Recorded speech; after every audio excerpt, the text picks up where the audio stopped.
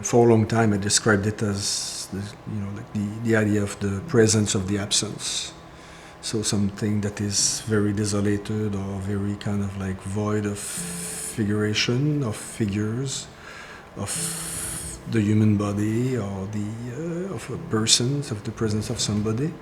It's more about like that absence of that absence is palpable, I think, in the work.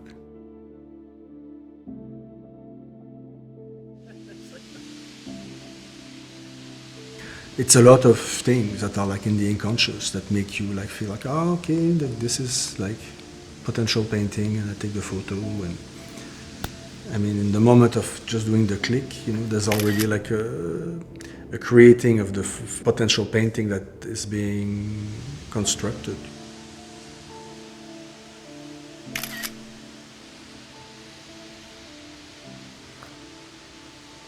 Like somebody said, it's like I photograph like a painter, but I paint like a photograph, or something like that.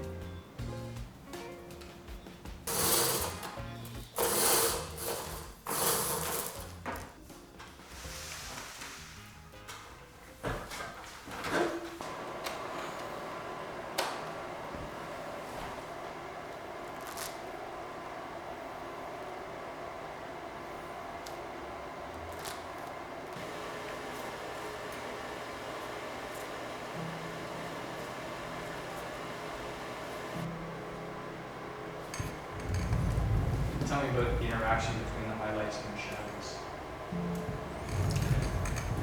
Oh my God. It's very complex, It's very complex. It's the definition of the space, It's really, it gives an impression of the volume, like the depth, the space. It depends on the piece also. In some pieces, the shadows are much more important, and the contact between the shadows and the light create almost like a kind of narrative. Or they can have a potential for like content or like an interpretation for a specific kind of like idea.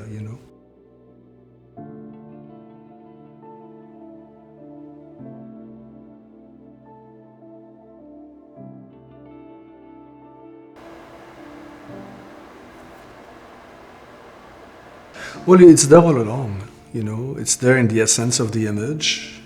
Even if when the painting is finished, you can feel the photographic source.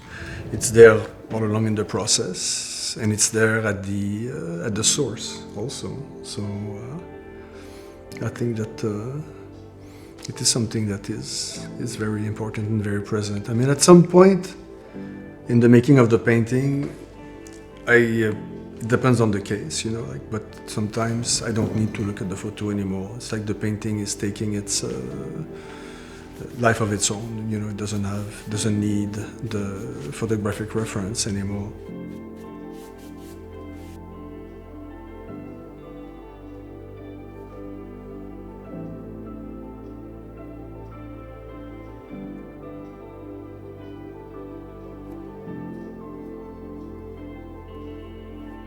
Well, I like to work with accidents in the colors that the photos arrive to me, like from the printer, when I get these images printed on paper.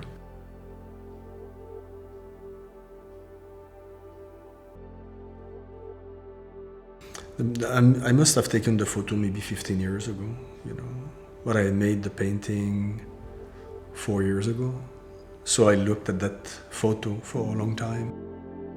The image that I use for the source of that painting could have most have been black and white, But when I got it printed, it came back from the printer with these very strange kind of like brown, purplish colors, which I accentuated when I created the colors to make the painting. So it's like several steps of interpretation. It's like first you see the location, which is like really like concrete floor, white dry walls, you know, and foggy glass. That's it. A bit of mystery also, like you don't know what is behind that window. I don't know. I think that I remember when I was at art school and Betty Goodwin came to give a lecture, and she said that she was always like working in a spiral, like towards something, and that something sometimes you get closer to it, sometimes you get more distant from it, you know. And I think it's like that for every artist, you know. It's like what is it exactly? We don't know, but there is like one thing